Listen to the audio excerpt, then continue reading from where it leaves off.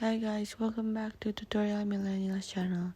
In today's video, I'm going to show you how to add a blur effect on your image on Photoroom. So first tap on the image, or you can also tap on the layer, and then you can scroll down to blur and turn it on, and then you can so there are like different types of blur.